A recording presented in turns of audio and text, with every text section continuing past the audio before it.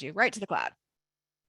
Well, happy Friday. Happy Friday. We're going into Naso. We are in the book of Bamidbar, also known as the book of Numbers. And it's very exciting that we are getting to do this. And I get to be here with my lovely co-host, Rebecca Cruz. Welcome back. Thank you. Thank you. It's fun. I always look forward to Fridays now, especially. Yay, it's So, fun. And we are blessed to have Rebecca. She's pinch hitting right now for Brenda. Brenda's taking the summer off to take care of some family business and take a much deserved sabbatical. So everyone shout out how much we love you and miss you, Brenda. Just a shout out to her. And I'm going to read if I have anything on here I need to let you guys know about. We have the homeschooling conference is actually pushed to the end of July, and then the end of August, you'll see we have our prayer conference with Valerie Moody. So that's coming up. You might have saw that in the promos that we had previously.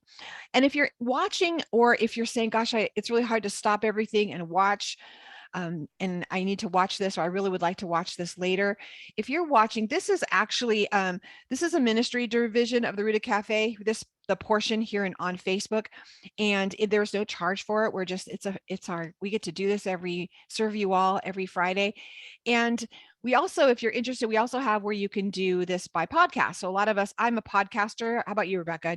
I'm becoming a fan. Yeah, it's easier than sitting down and like watching a video. Like I don't really have the time, but if I can listen to a podcast while I'm doing, like, especially on prep day, right? You can sit and listen to different podcasts. It's kind of fun. You can listen to us by podcast. We'll make sure we get that in. I know we have it up in some of our announcements. If you go to the announcements on Facebook, you'll see it on there, but also you can let us know, hey, what's the link to do that? You can also go to therootacafe.com and click the little tab at the top for the portion, and the instructions are there as well on how to listen by podcast. You can also sign in. And I thought, you know what, today, Rebecca, I'm actually going to share my screen and I'm going to show how to do that. Now, you can download the Kajabi app and do this on your phone, or if you download the Kajabi app and once you go in, you're going to sign in with your email, and you may not know your you'll sign in. I've already signed in, so I'll just log out so you can see what it looks like. So you'll see this, it'll pop up and you'll be like, I don't know my password. So you can click forgot your password and you can reset it, because you probably don't know your password. So let's move this little guy so I can actually see what the heck I'm doing. So I'm going to log in. And once you log in, you won't have all of this unless you're a member of the Ruta Cafe. But if you're a member of the Ruta Cafe, you can see we have so much stuff in here. All kinds of great courses, all kinds of amazing courses and stuff. We'll just say stuff. And then, but you would have this right here that says the weekly. It will show up. This is no cost. You have this already. Everyone has it. That's here in the portion on Facebook. That's the reason we ask for your email, so we can put you in our system so you have access.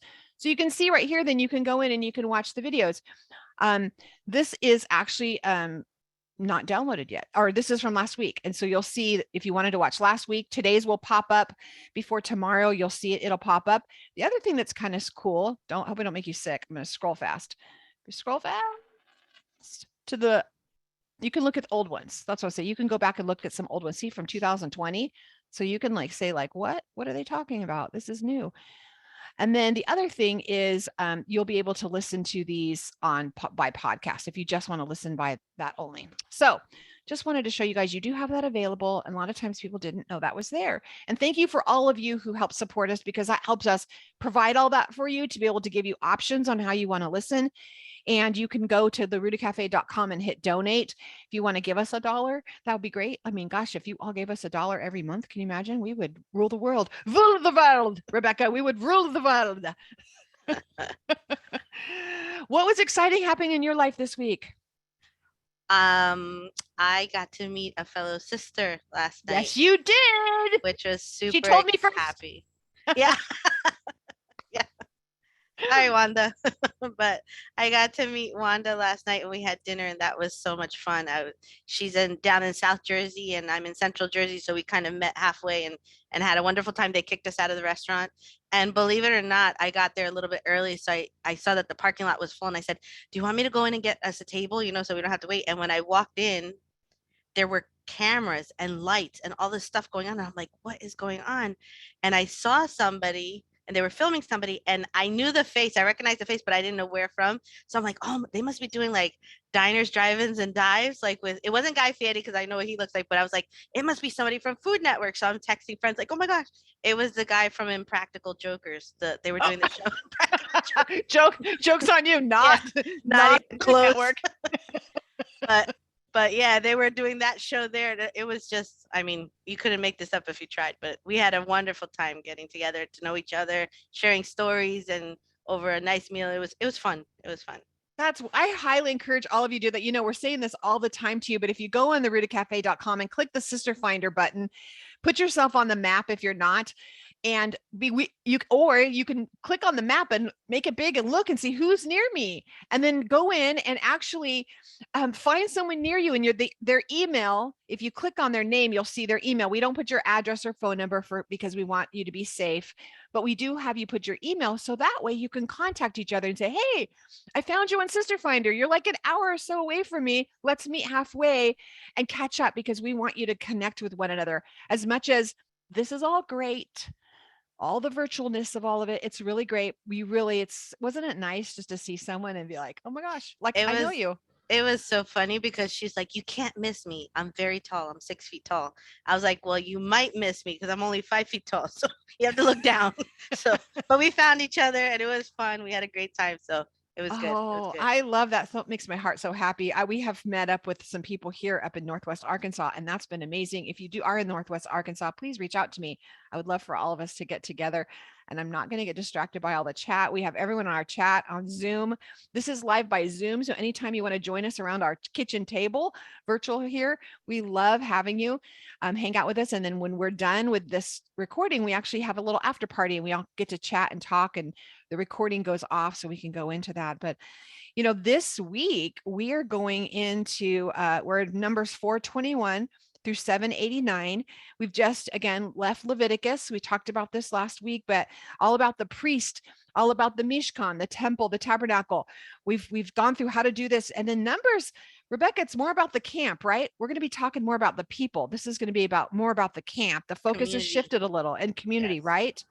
Hmm. Yeah, yeah. And that word Naso, we see that word a lot throughout here. We'll see Naso, which is the word for translated as count, but we talked about last week. It's more about lifting up your head, right? It's more about being lifted up. There is so much information in this portion. No, how did you pick? I got stuck. I got stuck on a couple Where, things that my tell me brain where you just got destroyed. stuck. You just got to go. Let's just dive in. We may be all over the place, so everyone keep up. We'll try to remember to tell you what verse we're in, but but So here we one of go. the things that I've been realizing when I'm studying is that, you immediately start looking for resources to kind of bring it all together and kind of setting, at least that's the way I do it, and kind of setting myself up. Okay, what does this say here? And let's see what connections can be made. And then I was getting flustered. I said, hold up, let me just read the text again. Like, let me just read it. And I started reading it. And when I started reading it, I came upon Numbers 4:24, and it just was, it caught my attention because I use I think it's the Tree of Life or the Living Tree, something like that version, the Tree of Life version. That's the one I usually use on my phone. There you go. So I went to, and I'm reading, and I get to verse 24, and it says, this is the task of the Gershonite families in working and carrying burdens.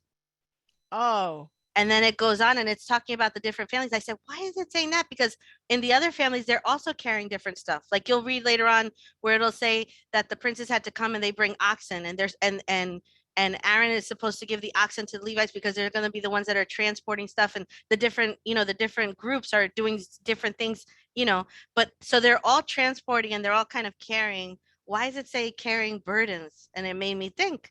So I was talking to my mom about it, and she's like, well, think about the passage in Galatians 6:2. yes, yes. So then, and the interesting thing was when we had studied Galatians a long time ago, um, one of the things that comes up is when you read Galatians and it says in verse 2, bear one another's burdens, and in this way you fulfill the Torah of Messiah.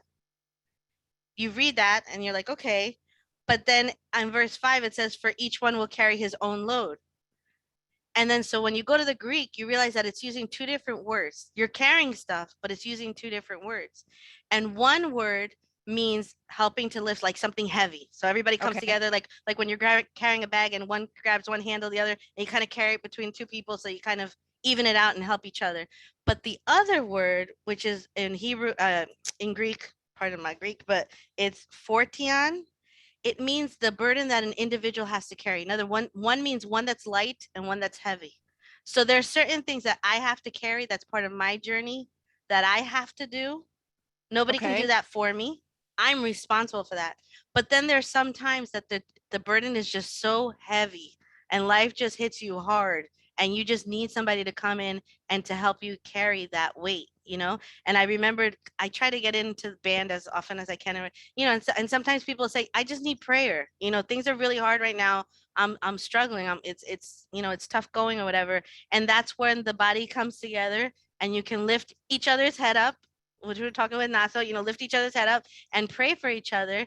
But then there's certain times when God is going to take you on a path that is all by yourself, and you're going to have to wrestle with that, and you're going to have to work with that. But the load is light. It's light enough for one person to carry because it's something that God is doing with you, you know? So I kind of got stuck there for a while. Mic drop. That is so good. And I keep thinking of like when you're like, oh, why is your head downcast? You know, there's times when we go lift each other's heads up. I I have always thought of the book of Numbers I've related it to Galatians, but I have never that has never popped out to me about families working and carrying burdens. That has never popped out to me. Now, you know, I'm going to go in and dissect this. I'm excited. I have a project now for Shabbat. Um, because we saw earlier when we were talking about building the tabernacle, we saw about the links, about how that we hold each other up, how they were posts were put together, and the verbiage that's used there is really really like an allegory of our community, of how we're supposed to hold each other up, sometimes with a little tension. Sometimes there's a little creative tension that does that, right, that helps push each other. And then there's the clasps that hold each other together, sisters. That's one of the reasons that we want to assemble together. And when that verse is really talking about assembling for the feasts and the festivals, and for me, that kind of takes a load off. Like, I don't feel like I have to, oh my God, I have to do this all the time. For sure, you want to make sure you get together with many as you can for feasts and festivals, but doing things like what Rebecca did, where she's jumping in and you're seeing someone face to face. And I encourage you in here, if you can't do that, would you find a friend? Would you put a note here in the portion, or even if you're over in the Ruta Cafe as a member, be like, here, hey guys, you know what? I need a sister right now. And I promise you, you probably are going to be like, yeah, that's enough. I'm good. I'm good. I got enough sisters now. Because what'll but I know that ladies are going to want to help carry your burden. You know, get to know each other, join as sisters. I have met some of the greatest people in here, literally my best friends, such great people. And it's nice when you go out to eat because you kind of know, you know, each of you kind of know what you're going to eat. I mean, that's a thing. So it's kind of fun. You know, can we just talk for a second? We had a really interesting thing happen last night, and you and I started talking about it a little. And I think this is a good place to talk about it because a lot of you that are on here are Rooted Cafe members. And every single month, the second Thursday night of every month, we have a webinar, and we always have an amazing special guest speaker who comes in and teaches us. And it's on top of all the other teachings we have. This has been going on since the Ruta Cafe started. Well, last night we had Lois Tvergberg, and she is one of my heroes. She's a shiro because her books actually helped bring me to excitement about the Jewishness of Jesus. Her books were the ones that really got me excited about the Hebraic perspective of the entire word. And I just love reading her books. They are amazing. She has a great website. She has great resources. And it's kind of like with anything, Rebecca, you know, it's a lot the same on the other side of a lot of the rabbinic stuff that I read, right? On the complete opposite side, I have some rabbinic teachers that I love so much, Yes. and they're so crazy deep, but they're so down like a Kabbalah hole that I can't even like, whoa, that's too mystical. Backing it up. I have to spit. We say, eat the meat, spit the bones out, the chicken, right? Mm-hmm. So both sides, we really encourage you that as you're reading, as you're listening to teachers that you, including us, that you're listening and you're asking for the Holy One to actually reveal to you all truth and seek that out for yourself. Well, last night we had a really good opportunity to do that because Lois is an amazing, we respect her work. She has an amazing ministry. It's a bridge ministry. So she's really helping those that are in Christian churches to get excited about the Hebraic walk of the Father of Jesus. She's Jesus the Rabbi, our Rabbi Jesus. She's wrote all those kind of books. If you go look her up, great books. I still highly recommend them. But we're going to recommend things that you might wrestle with. I think we need to say that, right, Rebecca? I mean, isn't that important? Absolutely. And Why is and it I important? I think it's so important because you need to know opposite isn't it Paul or Peter? I don't know. I always mix up the two, but somebody over It was there a P said, guy. It was a P yeah, guy.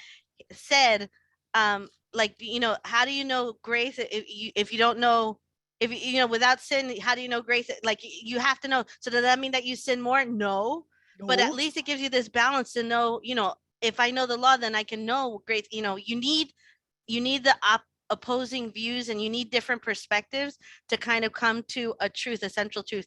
And it's one of the things that I'm recognizing so much recently is how many verses God says, ask me, look for me, search me out. I'm looking on the earth to see who's looking for me. I want to connect with you. So if you have these ideas or these questions or these things, and you have all this information coming at you, it's wonderful because you grow. But you Yes. need to weed through, you need to and you need to have the spiritual maturity to realize that sometimes there's certain things that to this day, I have not been able to reconcile, and I have them on my spiritual shelf. And it doesn't mean that I agree or disagree. I just don't understand it. I'm not able to reconcile it right now.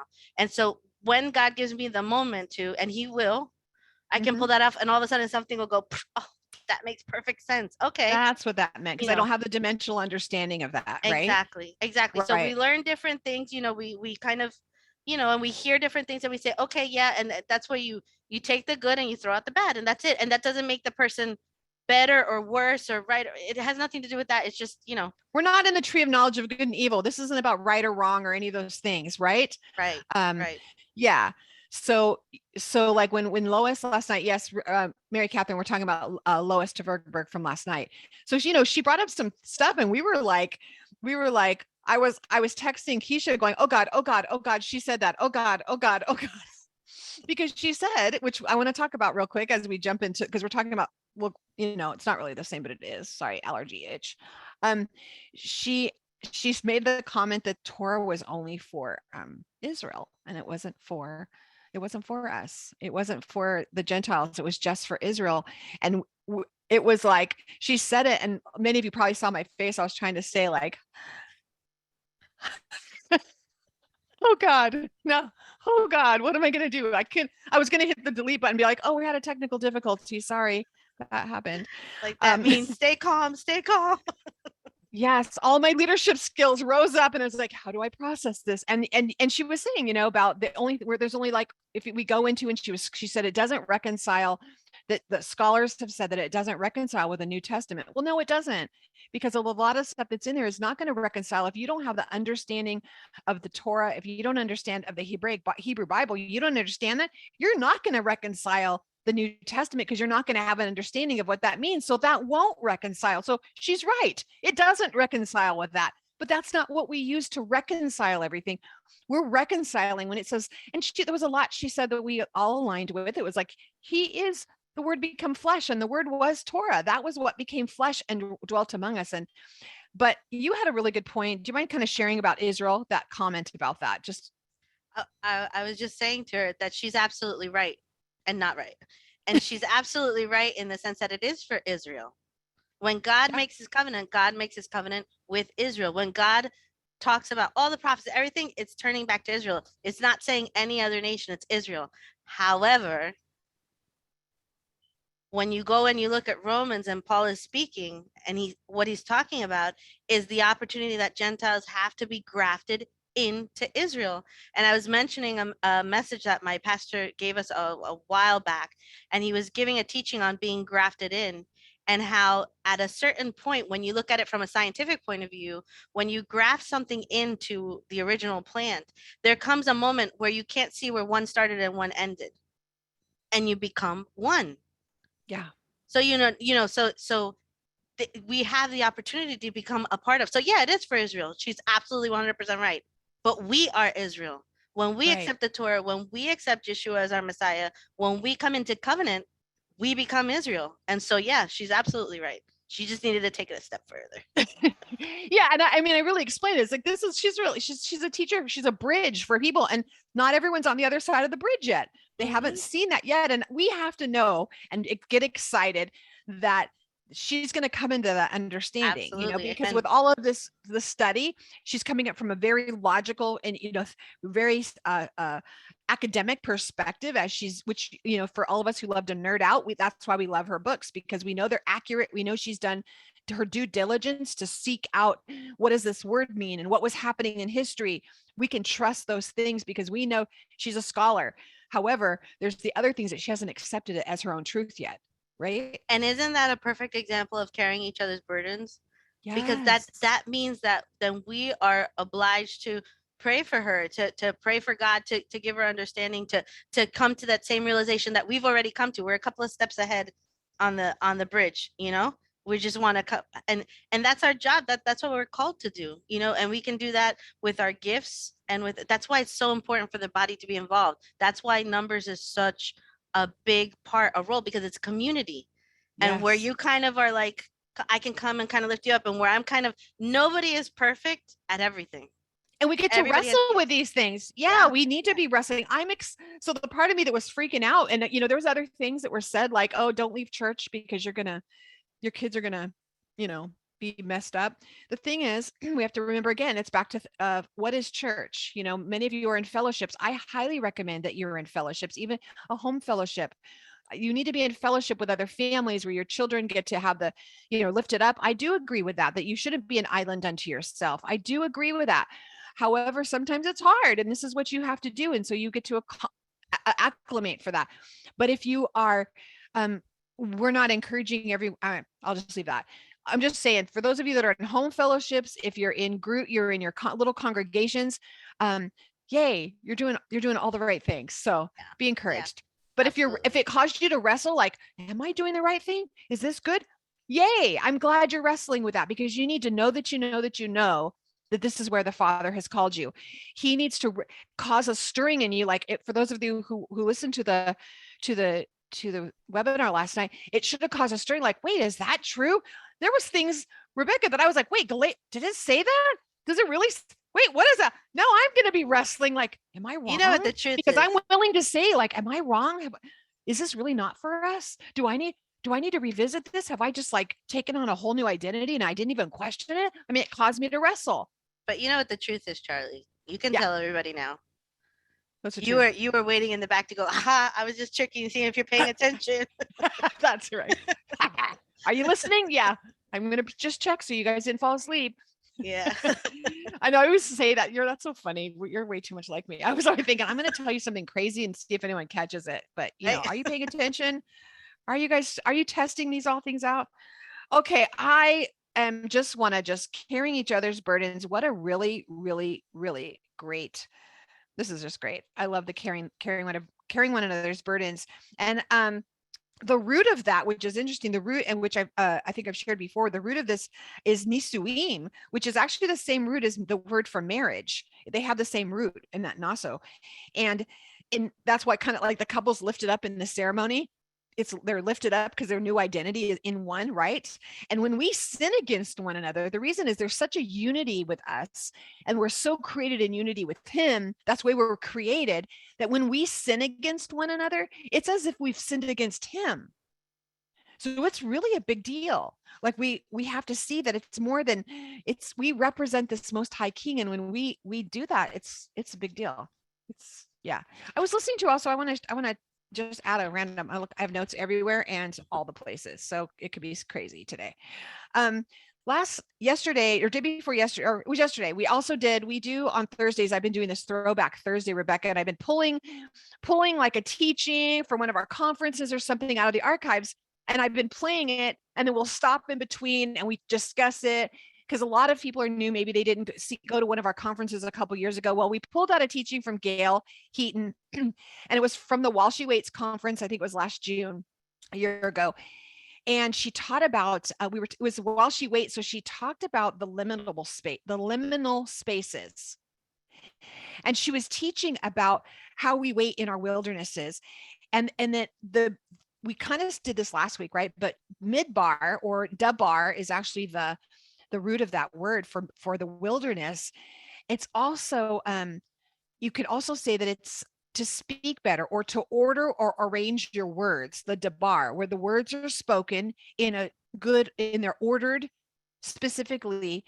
But another definition that she read was a place existing in that is perfectly organized place and is harmonious. And I think it kind of shatters our perception of the wilderness.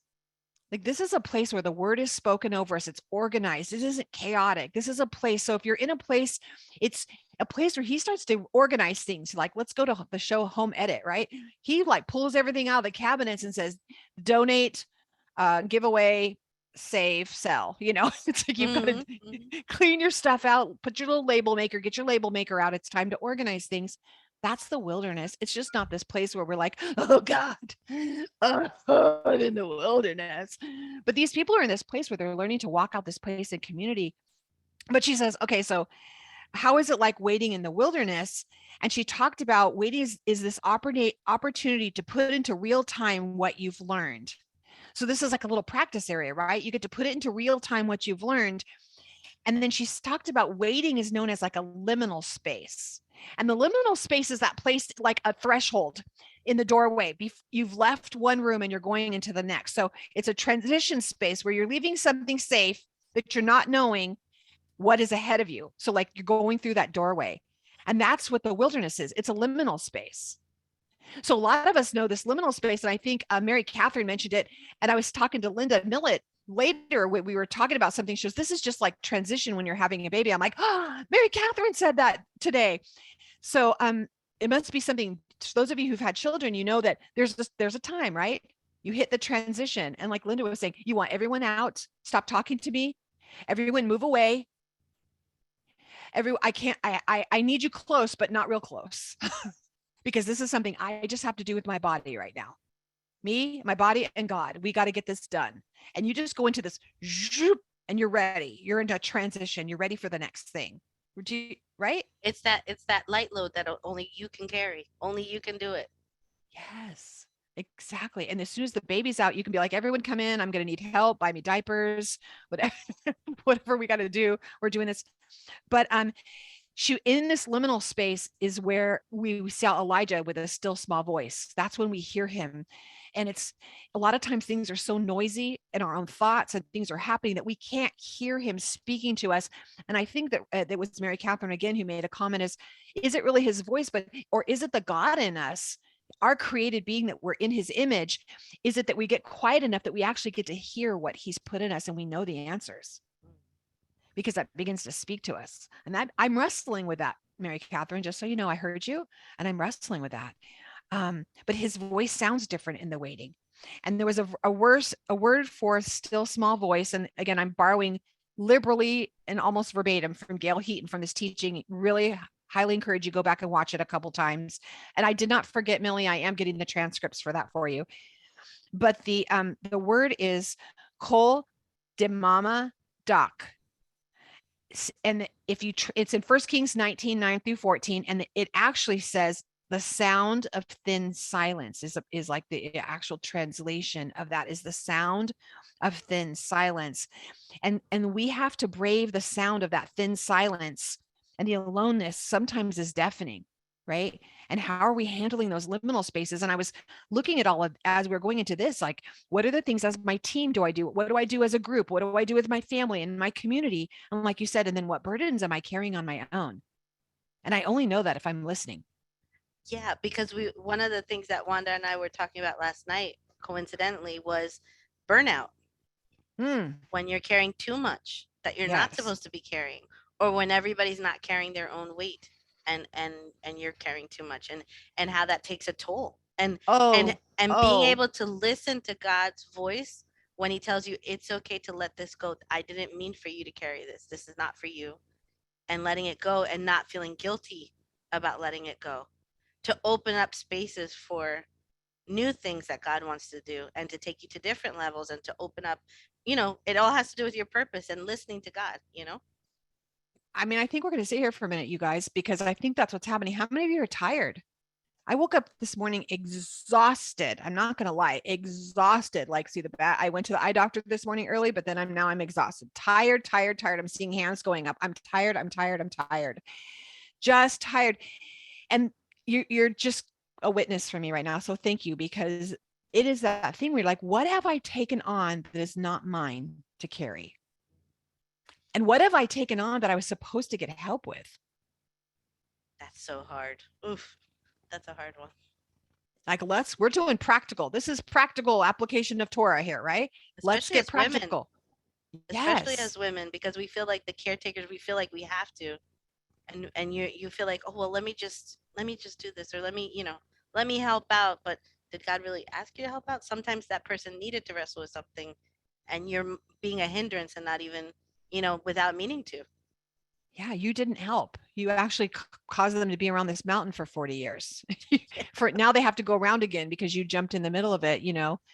that which is, I've shared before, you guys, that I had this one time I was working out in my garden, and I was sitting there. The father, that's when he talks to me a lot, is when I'm working in the dirt and I'm just kind of, it's probably because the only place I'm quiet, or crocheting because my brain is turned off, or cleaning sometimes my toilet. Let's just be honest. Like, Yeah. it, he's like, this is where I'm going to get you, because this is where your little brain shuts off enough.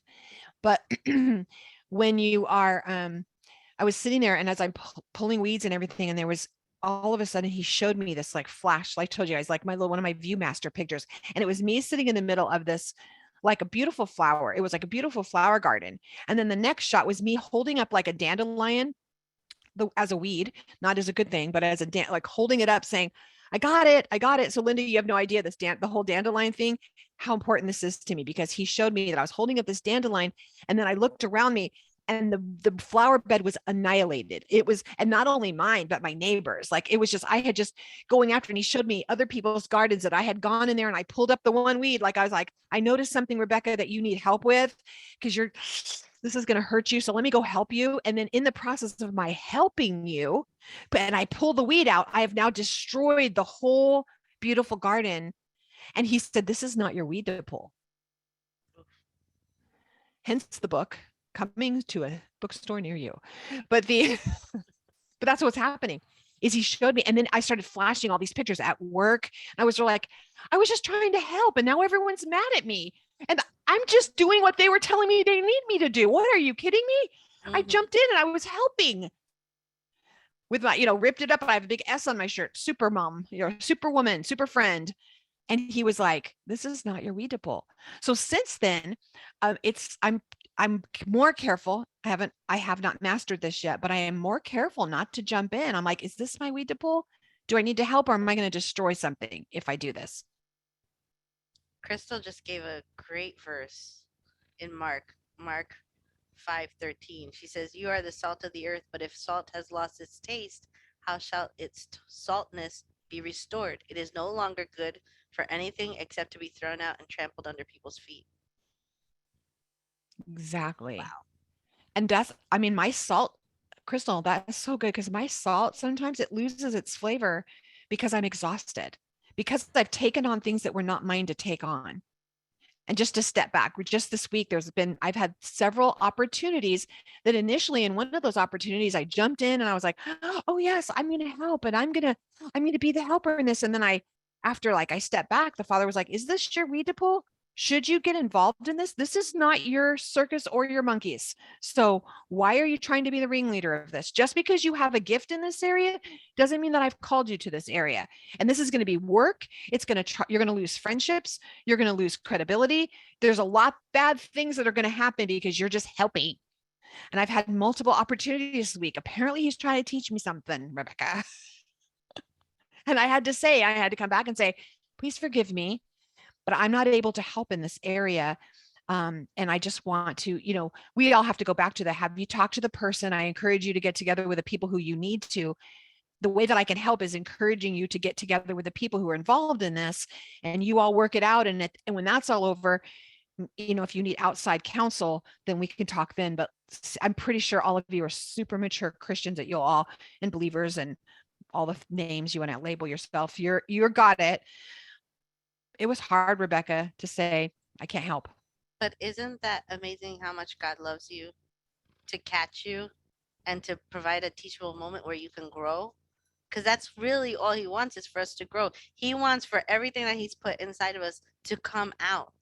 And we Mm-hmm. can't do that if we're not growing, if we're not listening, if we're not doing, the work, the inner work that has to happen. So he must love you a lot. I'm his favorite, but don't tell anybody. I'm his favorite. Pietro said, if his burden is light, he has a free hand to help us carry. We will never have to take on his load, the cross. Absolutely. There's, you guys, boundaries. Yes, Mary Catherine. So this is the opportunity. Boy, are we in verse only? We're only in like the third verse. And yeah, let's just stay here. Because I think as women, this is so pronounced about carrying burdens. We could read this and say, oh, see, I'm supposed to help everybody. I'm going to go to your house and tell you how to take care of your kids. And and that includes your grown, if you have adult children. Sometimes you have to Hello. step back. It was hard. I have sick grandbabies and things going on, and I wanted to tell her how to do everything. Like, wait, you need to set a timer. You need to do this. And I'm like, I need to step back. She's okay. She's got this. She knows how to do this. Oh, That's a tough one. is it hard being a boy mom? Prayers, please. No. Yeah, no, it's definitely, especially when he's exactly like you. Oh, it's 10 times worse. I bet. You know. So Oh my gosh. There's so much. Okay. Okay. So we're going to talk, we start in, there's so much even keeping going through here. We're going to see the Kohathites. Again, we're pulling them back out. They're getting to have some privileges given to them. Things are happening. Things are moving around for them. Pay attention. Again, those names are not for any, they're not just thrown in there for no big deal. They're coming back and restoring bloodlines, redeeming things that have been happened in the past. We don't just read them just so we can have something to fall asleep while we're getting ready for bed. But remember, as we're going through these things, and it's saying to get purify things and to make, it's, remember, if something is unclean, again, it's not like, oh, it's dirty, I can't touch it. Remember, we're talking about it is not fit. Remember, it's tuma. It is not fit for its intended purpose. I hope that's changed a lot of your perspectives of reading, is that there's sometimes when you have that leprosy, and it's a spiritual leper. We're not talking about a physical leper in this sense. And again, if that's a specific disease process, that is not what is talked about when we talk about leprosy. Metsora is a spiritual leprosy, yes. right? Any input on that at all, Rebecca? Because I know we're talking about purifying the camp. No, I was just thinking about this week I was talking about the another portion that kind of connects with this in a way is Lech Lecha, which is Yes. so important because it just reinforces this idea that God is not interested in your final destination. He's interested in the journey, but it's in the journey where you grow, where you get to know yourself, where you get to know him, all of those kind of things. So like dealing with all of these issues and going through this process, redeeming things, and it's this constant looking inside and seeing what's going on. So this picture that we have of where God is placing everybody in the camp, this picture that we have of who's doing what job, what they're doing, all these kind of things, what you're saying about like redeeming bloodlines, all this, it's all about fixing all the inner stuff that's going on so that they can function, because their blessing comes when things function in their purpose. That's when you get to see, so this Right. whole book, like Numbers, is all about kind of situating things and telling you, okay, well, when this happens, we're gonna work here, we're gonna do this, your job is to do this, and in you doing this, that cog is working so that this other one can start to move, and this other one can, and we can all function together. Exactly. Exactly. And sometimes if you're not working well, he's that mitsora, that leprosy, that spiritual leprosy, he's going to say, you need to spend some time outside the camp. And the reason that we see the reason for that spiritual leprosy please correct me, anyone, I'm open to correction on this, is the only time that I have found it's about Lashon Hara, when we're speaking ill of other people. It does such a damage to us that it's an equivalent to a leprosy. It's causing a spiritual leprosy in us. It's talking against our leaders. It's talking against anything. And what happens is that it makes us now have to, he will not let us function because it would mess up everything. If we were allowed to operate like that, we would Yeah. spread that. And then how dysfunctional would this kingdom work be if we were allowed? So if you're wondering, why am I not moving forward? Why do I feel so stuck? Like I'm in this place. Just stop. Is it a liminal space? Is it a space where he's trying to prep you and saying, I need to get you ready here because we got to get rid of some stuff. This is some side outside the promised land, outside the camp, so that we actually shape you. There's some things that's coming out of here. We're not, one of the things that Lois said last night is he's not so much worried about what you eat as much as he's worrying about you having a kosher mouth. When he says not about what goes into the body, but what comes out of the body. I mean, truly, like you could just be eating all the right foods, but then what's coming out of your mouth is hate. What's coming out of your mouth is passive aggressive talking about people, but you're really putting them down. Girls, we're good at it, right? It's interesting because we're seeing how a lot of the stuff is happening inside, so you don't readily see it. So you can carry a smile and everything is just kind of rotting inside, right? So God makes a very practical and kind of physical example. He's like, all right, if this is happening, this is what's going to happen to you. You need to be put aside. It's a physical action that now everybody can see, and you're forced to face it. You're forced to deal with it because we like to kind of push things down. Whatever. Push. I got to keep working. I got to keep helping. I got to keep doing other stuff and everything. And you push things down, and he's like, no, excuse me. And he forces it to be a visible, physical thing, and you got to go over there. And it makes me think of Adam in the garden. And it says, that if you eat of the fruit, you will die. Well, he didn't die; like he was physically there, but what died was the inside, and that's what God was pointing out. That's the important part. The inside, our relationship is being fractured. We're kind of separating. We're going, and I don't want that to happen. So don't eat this fruit. And he does, and it starts to separate. So we have another example. It's like these, God kind of drilling concepts and stuff into us here where he's saying, okay, well, stuff is coming out of your mouth, it's going on, it's not good or whatever. We need to stop. And if you're not gonna stop, I'm gonna force you to stop because now everybody sees what's going on. You need to you need to handle it now. Yeah, before Before you it get goes any further. embarrassed. Yeah. Before Because it it will goes be any further. embarrassing. Exactly. Because you can't take the struggle you're dealing with right now to the next level. You cannot take that Lashon Hara to the next level. So you don't want to stay here. So submit it. Spend the time submitting it, saying, Father, show me. I don't know how to stop. I've been this person for my whole life. How do I stop being this person? Can I just tell you that this week, it was Rebecca, it was hard. Like, I mean, how many times I was dealing with somebody and I'd be like, oh, I wanted to go talk. You were not going to believe what she said. Look at the screenshot. Can you believe this conversation? And I stop, delete, backspace. This is not for you to share. This is just don't cover backspace, cover this, cover it. And I mean, I'm telling you multiple opportunities this week to be full of spiritual leprosy, and it was hard, but what I saw at the end of it was, Father, thank you. I see where you're growing me, because I made it through the week. Woohoo! And I didn't go into crazy, and I didn't go into Lashon Hara, and I did it, whereas maybe 2 weeks ago I probably would have shared the screen, and I may have done those things, but because he's growing me, he gives us those little tests to show, look, sister, look how good you're doing. It wasn't a bad test, it was a good test. I know, I can see Tiffany, you're a homeschooling.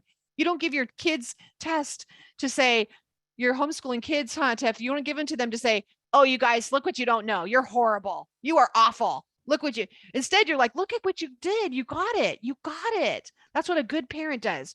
It shows them, look what you got. I mean, I've noticed homeschooling my granddaughter that if I get into a spot where she's really struggling and she's not getting anything right, I back up and I go towards things she knows. So I start reinforcing her confidence again, and I start quizzing her on things I know she knows the answers to, because then she starts getting all excited, and then I'll pull in something she doesn't know. And then she's got that confidence again. And I thought, oh, you do that to me all the time, Father. Thank you.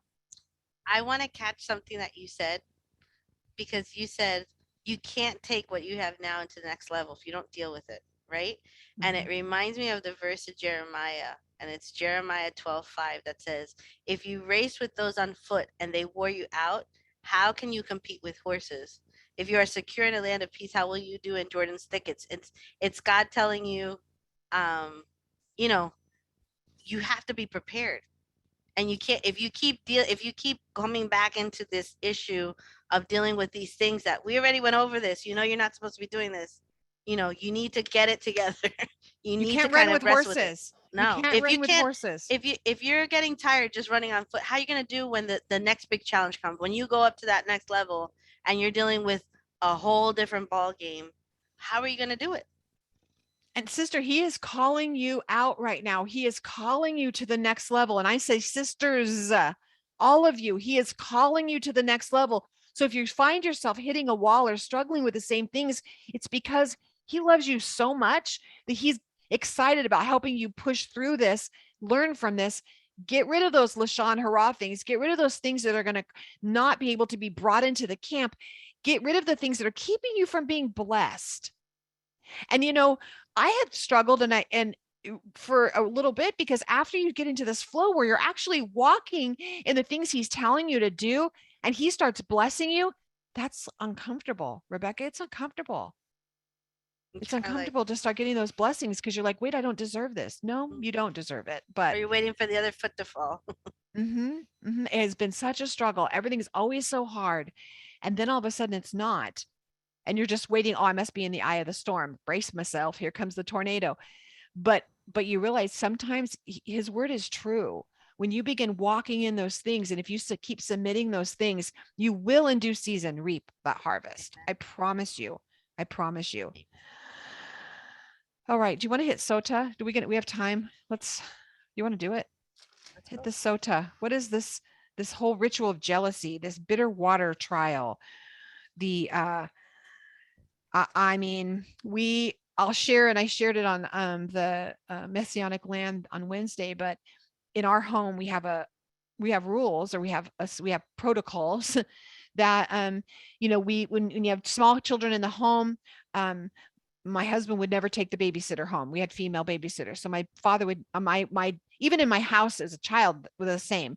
But in when Shelby was growing up, we didn't only I took the babysitter home. Was it annoying because I was tired and I would rather have her dad go run the babysitter home really fast? Yeah, because I still had to do all the other stuff, but I had to switch things out with him because you have to flee that appearance or resist any of that temptation, because you resist, the appearance that people see you. You just have to resist all of the things, because suspicions can happen, and that's what we're seeing right. Things can get suspicious. Billy Graham wouldn't even get in an elevator with another woman alone. He wouldn't be in an elevator. He would make sure he had another person with him, never was alone with another woman other than his wife, ever, because there was never temptation. No one could ever be jealous. No one could ever say anything. I've noticed I've been with people before, and maybe the husband and you have similar personalities and you're joking about something and they get it and you guys are laughing, and then I've looked and noticed the wife or my husband's not laughing because they didn't get it. And I feel like, oh, I have just like, that's not okay. Like it doesn't have to, sometimes it's weird things, right, Rebecca? I mean, let's get down, let's dig it, but we have to be respectful to other women and their spouses. It means being careful that we aren't causing jealousy in any relationship, including our own. And can I just say that this is really an eye opener, because sometimes we want to think that things are so holy and so otherworldly, and we have to be like these perfect people that don't. Jealousy is an emotion that people deal with, that is obviously, it was serious enough that God had to make a pause in all of this stuff to say, okay, we're going to deal with this, because if they're dealing with it, if he's bringing it up, it's because it was happening. Yeah. So it makes it something really, really practical, something that we're dealing that can happen in our daily life. So for me, it just kind of brings everything down to a very kind of earthly level, and say, like, we're people, we have emotions, we have feelings, we have relationships, and we're trying to navigate them, and we don't always do it perfectly, and things come up. So how do we safeguard that? so that we can avoid having to deal with these things, you know? So I find it Exactly. really interesting, really interesting. And in each year, I feel like it just goes deeper and deeper. Halisa has a really great study, and I think I forgot to look it up before today, but it's chapter 3 of one of her books. She sent it to me. Chapter 3 of one of the books. I don't know which one of the creation gospel it's anyway, but it's about the serpent and the woman, and she does a really, if you want to dig deep into this, she does a really great job. And yeah, so it's a very good deeper study on this. But this is just a warning, and he's saying, and but it's also a thing where he's telling us that I was thinking about John eating the scroll. You know, I mean, the different times when he's like, but in this one, it's different because this is the first time that I have seen where his whole name is written out. First of all, they write his whole name. And remember, the curse, let's talk about what the word curse, go in there and look that up, do your due diligence. It was a limitation. Here's the limitations that are going to be on you. This isn't like Harry Potter and they're putting like a bat and a cat ear, and this is a serious thing. We're taking the dirt, take a minute, sit in this. Dirt came up. This is where we came from. This is our origin. This is from the tabernacle. Our bodies are the tabernacle. This is a representation of that's going to go in there. And then he's going to write on this scroll. He's going to write it out. And I haven't spent the time, and I feel like I want to spend more time before next year. Is there a correlation between John writing on the scroll in the book of Revelations and what he's seeing? And then when he's taken to eat it and he's supposed to eat the scroll? Is there a correlation? Because I don't know any other place where we talk about it except for here and John. Sorry. But this is So his whole name. So just an interjection with that, because I think there may be something there. I was talking to my mom, and my cousin is married to a rabbi, and so we call him a lot to ask him questions and Yeah. stuff. And we were talking about the fact that when, I believe his name was Naaman, when Naaman Mm-hmm. has the leprosy, Yeah. and he goes to the prophet and says the prophet doesn't even come out to see him. Like the prophet No. doesn't even dignify him with his presence. He just kind of says, and he says, tell him to go to the Jordan and dip 3 times. And we were talking about that, and so she asked the rabbi, my cousin's husband, about that. And he said he didn't have to see him, because what the sages say is that there was only 3 places, I believe, in the Bible, in the Torah, where the sentence started with noon, because his name was Naaman, Uh-huh. started with noon and ended with noon. 7 places where it started with noon And he dipped 7 times. and he dipped 7 times, right? And what it said was go to the Jordan, and what the verses say is go to the Jordan and dip 7 times. Like, so that was where, when he comes to him, he says, that's what you need to go do. I'm not even gonna come out to see you. That's what you need to go do, because that's what was in. So when you're Wow. saying that's the only other place where you see that, then that should definitely give you a pause and be like, oh, that would be interesting to study. Because again, nothing is there by chance. Mm-mm. There's nothing there by chance. That man is not clever enough to kind of pull this all together and have a deeper meaning, a deeper spiritual truth. It's all Yes. God's hand doing it, Yes. you know? Yes. So, And we see in this particular incident, then they put it in the water, that it's written, and then it's put in the water, and his name is erased. This is the only time that we see that he's allowed his name to be erased. They're not even allowed to say his full name.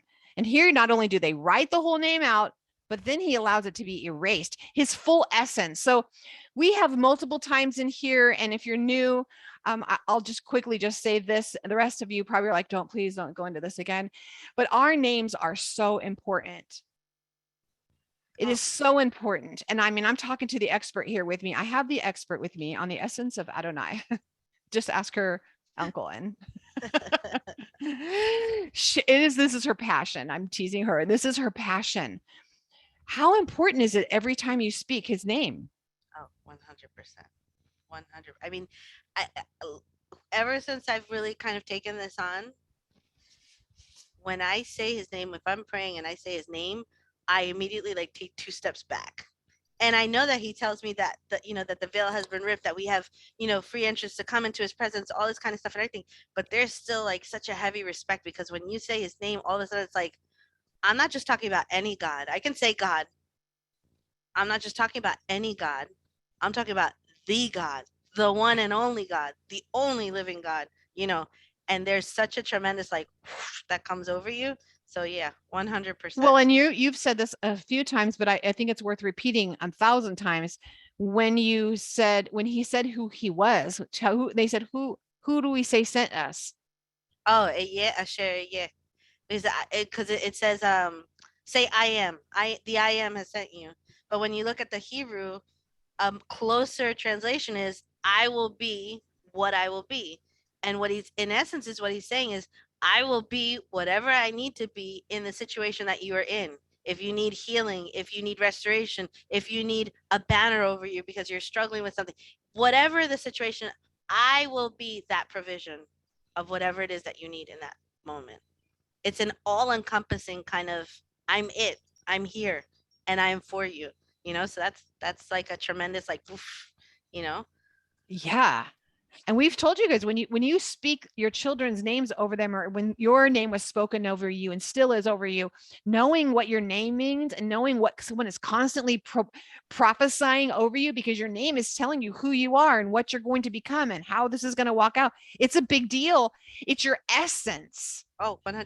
It's not just, I mean, so for when they say they're writing his name, his full name out, he's saying everything you need, anything, everything that I am, not just what you need, but everything I am, which below it, I can't even, we don't have enough time to sit and think about what could that mean.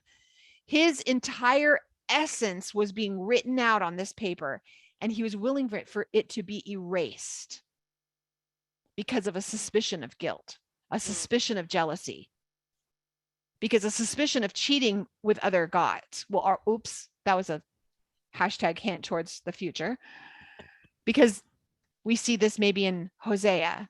We see he's asked to take on the adulterous wife. We see Yeshua saying, I'm going to take all of this on. We see later he's begging, please, please don't let this cup pass from me. This bitter cup, let it pass from me, right? I can't do it. Let this cup pass from me. Well, he didn't say he can't do it, but that's what I would say. And but he did. So his name is being completely erased in this ceremony. He lets us, and she drinks it. If she's guilty, then she dies. I mean, her stomach blows up, her fire rivels, whatever. She dies. If not, she's blessed. She has babies. I mean, like if she had been barren before, now she's going to just have a bunch of babies. And from what I heard, is that this was active all the way up into the second temple, because they still, as long as they were believing in they were still doing it. But she comes, and she's coming fully vulnerable when this happens. Crystal Welch, just, her and I, when I was staying at her home, she shared just a beautiful, her own beautiful revelation on this. And part of this is just when she came to this gate, she came uncovered. She came vulnerable. I'm willing to just accept whatever happens, because it means enough to me to do this reset and then my marriage, that I'm willing to come and do this. Because, if something did happen, it didn't just expose her, it exposed whoever the man was as well. So he was also, wasn't that he got a get out of jail free card, but she was the one who saw it, and then he would be punished as an adulteress, because that would be the witness that was really happening. So she comes in and she drinks his name. Sorry, my computer. She does that, and then what Crystal was saying is that God cares so much about this covenant that you have made with your spouse, this covenantal relationship, that he is willing to let his name be erased to uphold it. And ladies, I'm going to just go really, like, he cares so much about your marriage. For those of you who are walking in this covenant with the Father, and you're excited because you're taking on the Sabbath and you're doing all the feasts and festivals, and you're so excited, and your husband's like, not going to do it. And I've have ladies come to us saying, well, I need to leave my husband because he's not walking Torah. He's not. Now, we're not talking about abusive relationships. Please, this is a disclaimer. If you're in an abusive relationship, please get counseling and do what's necessary to be safe. I'm talking about you're just not happy because he is not walking Torah. And I'm going to tell you that this is saying that he's willing to have his name erased to honor that covenant that you've made with your husband, meaning himself. So if you have to go in the closet and light your little candles like Crystal would do until and honor him the way that you can, but you're first going to honor that marriage, you're going to honor that covenant, and you're going to believe and thank God that he's honoring that with you. But in honoring your husband, that he is actually honoring that with you. I'm in 100% alignment with that. Any 1 Corinthians 7:14. 1 read, Corinthians read 7:14. it. Let's go there. Hold on one second. For the 1 Corinthians unbelieving 7:14, y'all. For the unbelieving husband is made holy through the wife, and the unbelieving wife is made holy through the husband. Mhm. Otherwise, your children would be unclean, but now they are holy. Remember, Made holy unclean, through they the would wife. not be fit for service. Your children are now fit for their intended purpose because of each other, whichever way it's going. I'm assuming that you're a woman and you're here. It means if there's a spouse, it's not you. And as a matter of fact, if you even go back further in verse 12, it says, "But to the rest I say, I, not the Lord." And this is his recommendation. If any brother has a wife who is not a believer and she agrees to live with him, he must not divorce her. And if any woman has a husband who is not a believer and he agrees to live with her, she must not divorce him. You know, we keep talking about how everybody is on a journey, right, to find God and to have a relationship with anything. If we can have grace for somebody outside and say, well, oh, she's on her journey, we'll pray for her, she'll get it, or at her pace, whatever. How much more so for the person that you've chose to make this covenant with, which is such uh the closest representation of the covenant that we have with God. It's the example that we have that's so close. And I think that that's why he's willing to allow his name to be erased, because it means that much. Yeah. Because there's nothing else that he holds higher than a covenant relationship. Right. So We even see in the 10 words, we see that adultery and idolatry, they're like opposites, but right after idolatry, it's about taking his name seriously. We're not going to take his name in vain. We're not going to do it. So this is really important to him. Like you're not going to have any other gods before me, which we were that was an adulterous thing, right? So it's so important that he's willing to say, I'm willing for you to erase my name and just, this is huge, you guys. This is huge. And that's the reason why I don't know how to pound it in is how important this is. Gosh, I have so many like Hebrew words written out here for myself, but there is a correlation that I was listening to Aleph Beta, and I want to say there's an amazing correlation between Noah's Ark, Noah, the Ark, the process of erasing out the people about the dirt. It's really cool when he goes through the Hebrew and shows this whole ritual and how it is like Noah's Ark, and about how the whole story of Noah and about that whole process of redeeming and not redeeming, getting rid of the people. So I'm just going to tell you, if you're interested in that, you go look that up. But he has Aleph Beta has a really great topic on that. Do you have anything else on this? Not on this particular section, on another section. Keep on moving then. What you got next? So we're gonna go to chapter 7. Oh, can we do 6 first? Yeah, the Torah. yeah. Let's just go for the Nazarite vow. I just want to say Absolutely. what I learned this year about this Nazarite vow, these Nazarim. What I learned is that we see that in Leviticus, we've talked about this, the priest, the high priest. We were told what Aaron is supposed to wear. And now we're seeing that these people are watching this happen, but I'm never going to be able to be close to him. And he's like, no, I'm going to show you that even in the community, you can choose to be a high priest and walk in that special relationship with me as well. But to do that, you have to do some certain things. You're not supposed to he's not to have any wine. If we look in Leviticus 10, the high priest wasn't to have wine, or they weren't supposed to have strong drink before they went into service. You're not supposed to cut your hair. And in the verbiage in Hebrew, it's the same verbiage as they used for it. It says a head covering, or they say a crown of God. Your hair will be a crown of God, is the way the verbiage is as far as what his hair would be. And it's interesting because the Levitical priest, it's called the head covering, was a golden plate or a holy crown. So there's it's a similarity there. And then either one of them were allowed to touch dead bodies. No one is supposed to touch dead bodies, but for those two, they couldn't even touch their family. So those things make them similar. And so what's really kind of cool is that he's saying that I'm even willing, here's a way that you too can walk in this special place with me. And I think it'd be interesting, like, what does that mean for us now? Another thing I'll throw it out there for you to spend some time with the Holy One on. Okay, jumping into 7. Just jumping into 7 would probably, I mean, I'm just gonna touch on it a little bit only because it's so involved, but it's one of those verses where we've talked about this in the past where you'll have a portion of scripture that just gives you like a list of names or just gives you like a list of things and you're like, all right, whatever. And you read the first couple ones and then you just kind of go like scroll to the next one where you start reading again and you just kind of bypass it.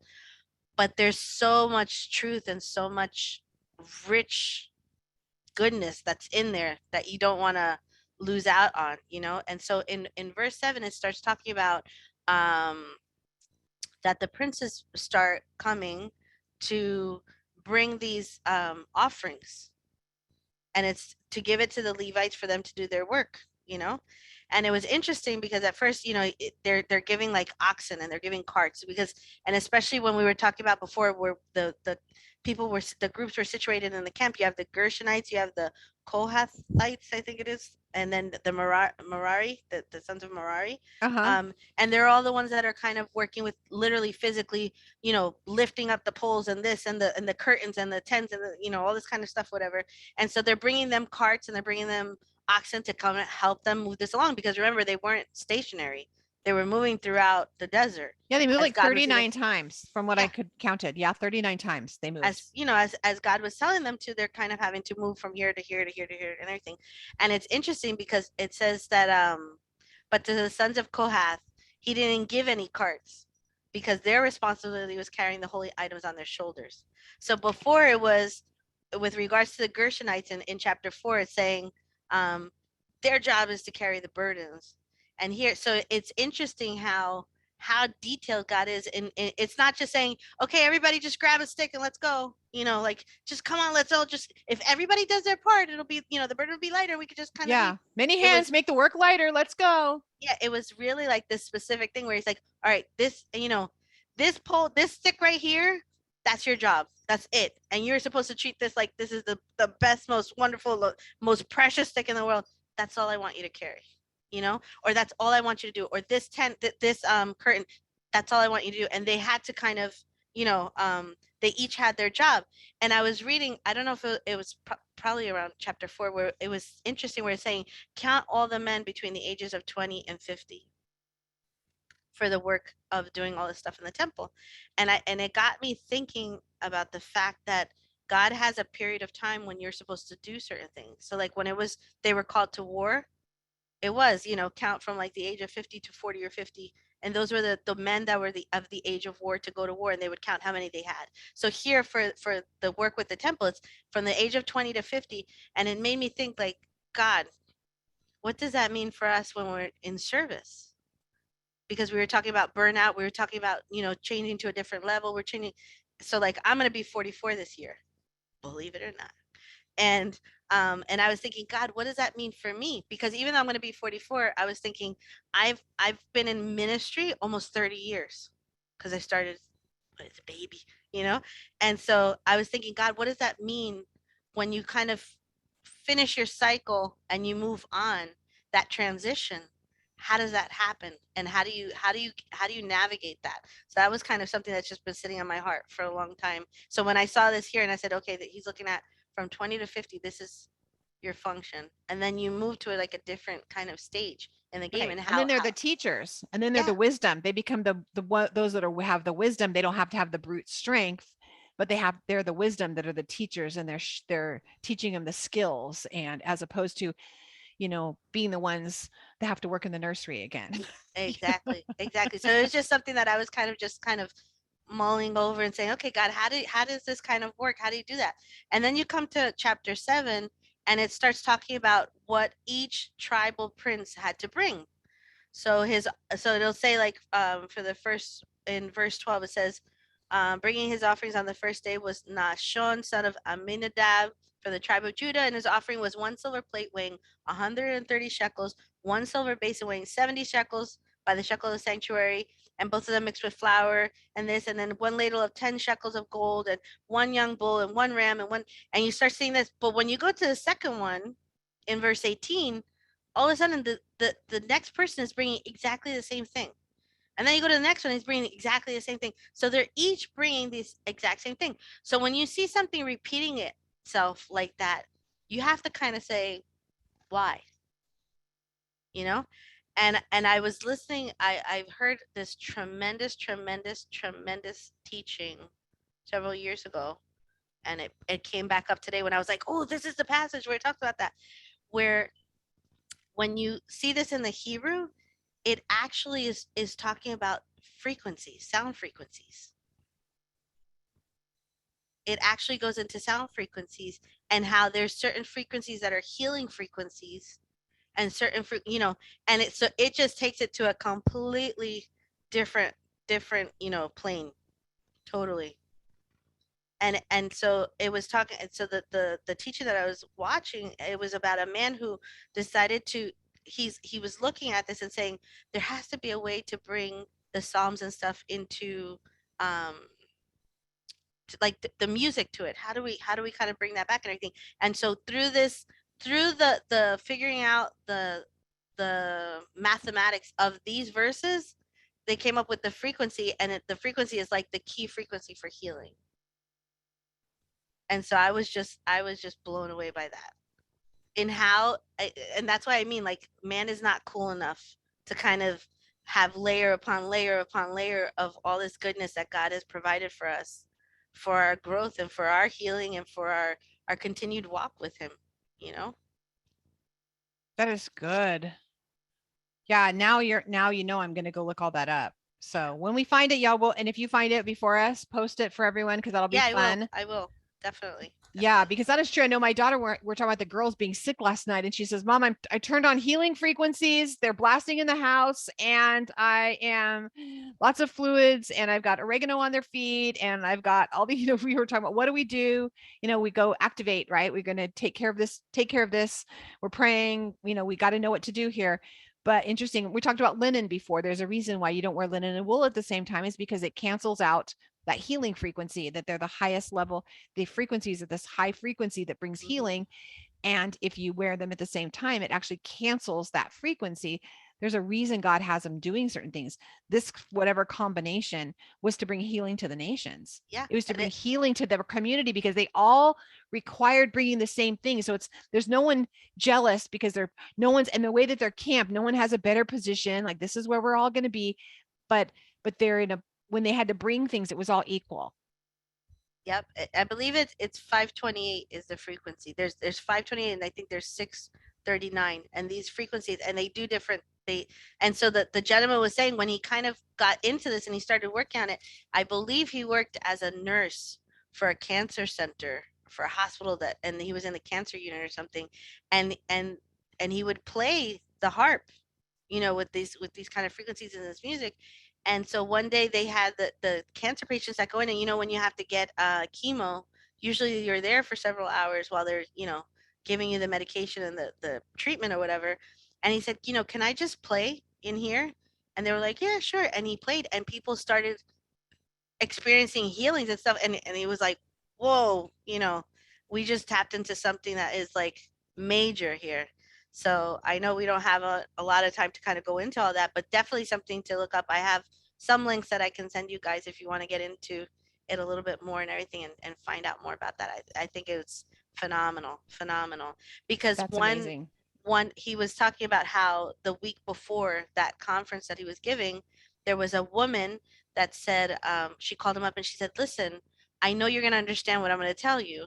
I was driving home, and all of a sudden I got this download from God, and it was this song with these words, but I don't know what the words are. I don't know if it's Hebrew. I don't know what it is, but I know. And so she spoke to her husband, and her husband had some business contacts, and she knew one of them was a rabbi.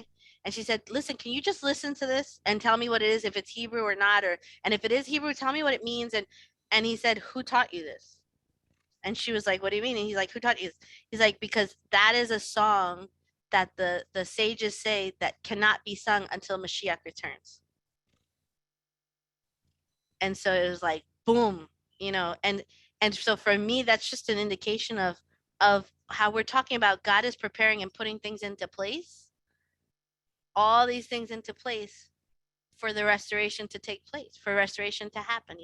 And so he deals with it on a super practical level, where he's dealing with jealousy and these emotions that we have, and these relationships that we have, and he's dealing with it on a national global kind of, a global kind of thing where it's bringing healing to the nations and bringing healing to the people, so that we can function the way we need to function for him to return.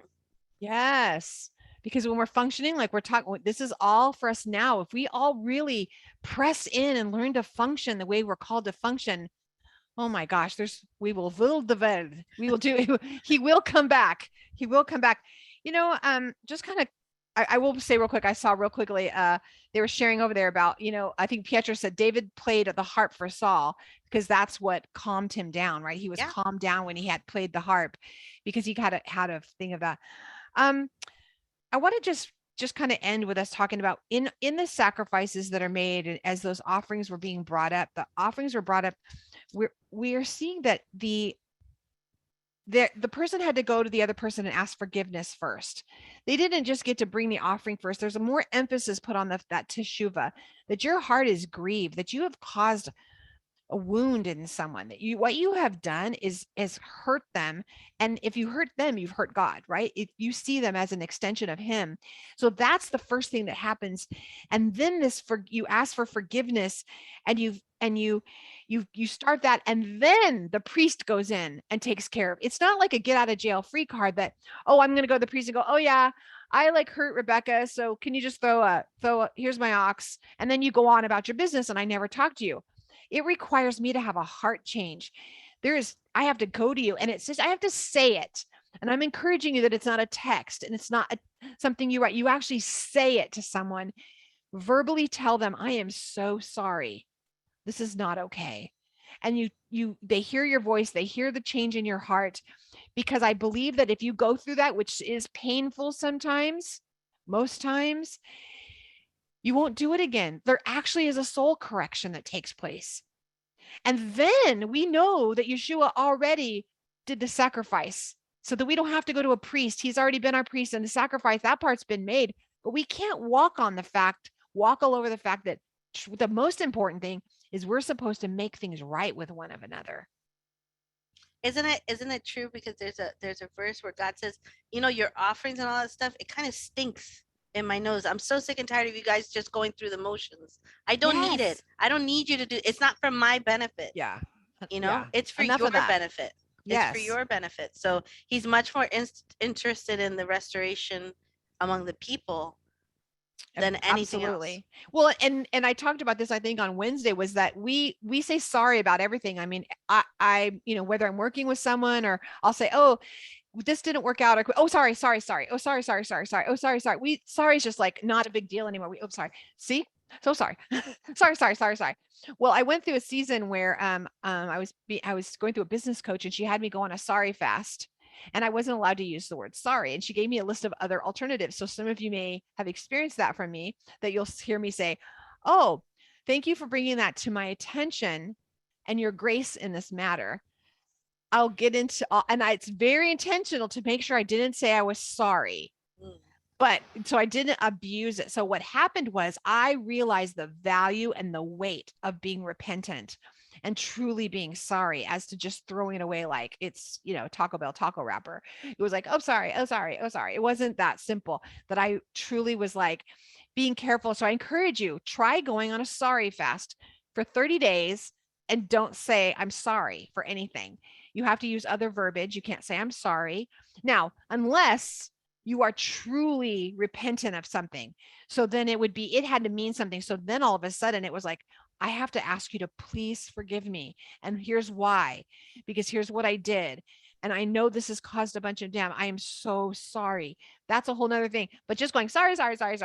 I encourage you to try that as a fast and try doing that, because the other way causes a vulnerability, and it allows the Holy One to speak to you and make changes and course correct you and do these really neat things inside of you.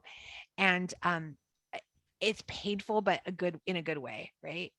Absolutely. It's good. Yeah.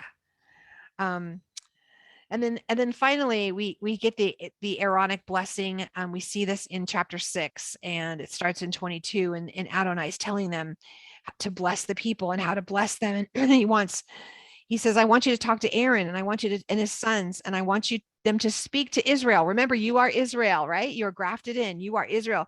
And say to them, Adonai bless you, keep you. Adonai make his face to shine on you, be gracious to you. Adonai turn his face toward you and grant you shalom. And I saw some people shared the teaching from Aleph Beta on this. It was so good. It's just talking about the parenting guide, how if we walk this out as parents for our children, when they're in the womb, we're protecting and we're keeping them. But when they, that is our job when they come out is to protect them and to keep them and to be gracious to them and to fully give them grace in things and not, it's difficult sometimes, right? When you're frustrated and tired and you've taken on things that weren't yours to take on, then what happens is you're not able to be who you're supposed to be in your own family. And they get the worst of you instead of the best of you.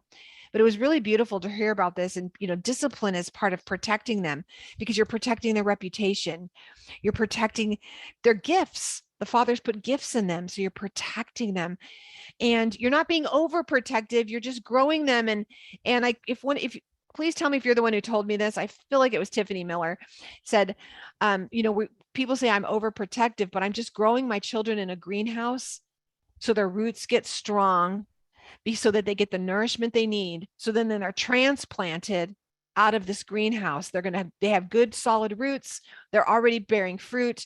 They're ready to go, and they can withstand the elements at that time. And they'll also know the difference from good, bad, truth, lies, because they've been grown in a greenhouse. It's not being overprotective, moms. So be encouraged. Amen. Amen. Can I just interject here for Mm-hmm. a second? One of the things that I was impressed with when I was doing the study for the book Awesomely Distinguished was the Aaronic blessing. And it's the funniest thing because when, even to this day, my son is going to be 21, and when we're in church, usually when we're in our service on Friday nights, so he's usually not close to me. But ever since he was little, he's always waited for me to say the blessing for him during Shabbat and everything like that. So he will look at me and he will even go like this, like he'll go his hand, like saying, "I'm holding your hand, like you're holding my hand and you're praying for me," from across the room. And I will mouth it to him as my pastor is saying it. I will mouth it to him and he'll look at me and at the end he has to say amen. He knows he has to say. So he'll kind of, and we have that connection. And what you're saying about going through these seasons where, sometimes they're not acting right, and sometimes, especially as they get older and they're coming into their own, that whole transition is hard sometimes, and sometimes we don't see eye to eye, or most of the time we don't see eye to eye. But being able to come back to that every Friday night is such a healing thing for me, because I know that he hasn't strayed too far, that he's still there, and that he still recognizes that. So when I was doing the study for the I found a gentleman who had taken the words in the Hebrew for the Aaronic blessing and kind of broken it down even further into plainer English, because it's really like three short sentences, but it encompasses so much. And I Yes, it's asked, huge, y'all. I said, I asked him for permission. I said, "Would you mind if I added it to my book and credited you?" And he was like, "Yeah, no problem. Go for it or whatever." And so, if you would allow me, I want to read it out to I you would guys, love that. because for me, it just takes on so much more meaning. But it says, um, Jehovah will kneel before you, presenting gifts, and will guard you with a hedge of protection. Jehovah will illuminate the wholeness of his being towards you, bringing order, and he will give you comfort and sustenance. Jehovah will lift up his wholeness of being and look upon you, and he will set in place all you need to be whole and complete. Mm. And so for me, that was like, that takes on, because when you hear that he kneels before you bringing gifts, you think how can God do that? But in reality, what he's saying is, as a parent kind of gets on the level of their child and provides a safe environment for them and lets them know and gives them what they need, it kind of brings that relationship, face to face, and I think that's such a powerful, powerful description of who God is and the immense love that he has for us. Oh, thank you for that. Is beautiful. And we talked about this, I think, a few weeks ago, when even that picture of the Gimel, and then we talked about the loaded camel bring gifts with it. And how did that have to do with discipline? And you know what? That is a gift. It's a It gift that is. sometimes you have to discipline them because you're saving and protecting them from something, and you're encouraging them in their gifts, which means you're discouraging them in things that are not their gifts or that are putting them on a path that's not their gifts. So that for those of you know, can you just lift up your book real quick and they don't know if you can go to, Oh, yeah, tell them how they can get it. you can go to www.audienceofonecreations.com. And it was Audienceofonecreations.com. And that book is beautiful for someone that you know who's expecting. It's so beautiful because it gives, you know, it's each week, right? Each week yeah. to proclaim his name, proclaiming his character, proclaiming characters over your children. What else? It's just, yeah, and it gives you an insight of what's happening physically with the body, and it gives you a place to even add your part, where if God like gives you a download of your child's destiny, your child's future, when what name you're going to give them. You know, we talked about the importance of names. It's all tied in with their destiny, with their future, with their purpose and everything. God gives you something, you can write it down and later on say, hey, you know, when you were in there and God was taking his time forming and fashioning you, this is what God was talking to me about you, and kind of pass that on to It's them. beautiful. It's beautiful, beautiful book. So I encourage you to go get one. Thank you, Rebecca. Can't wait to see you next week. I miss you Yeah, already. I know. Looking forward to it. And also, and you can, Rebecca's also on a Messianic Lamb Network. She's on Tuesdays. What time? 12 noon. 12 noon Eastern time. Eastern. And then on Thursdays, the same time in Espanol. Yes. So if you would like to listen to her, same content, but it's on Thursdays, and she's doing that in Spanish for you at noon at Eastern Standard Time. So you can listen to her there as well. We love you guys so much. And for those of you who are wanting to hang out, we're going to do a little after party. Be blessed, everyone else. Blessings, blessings, blessings. And again, thank you for all of you who support us. It helps us get so much done. And we just appreciate you for joining us in this work in the kingdom. Amen.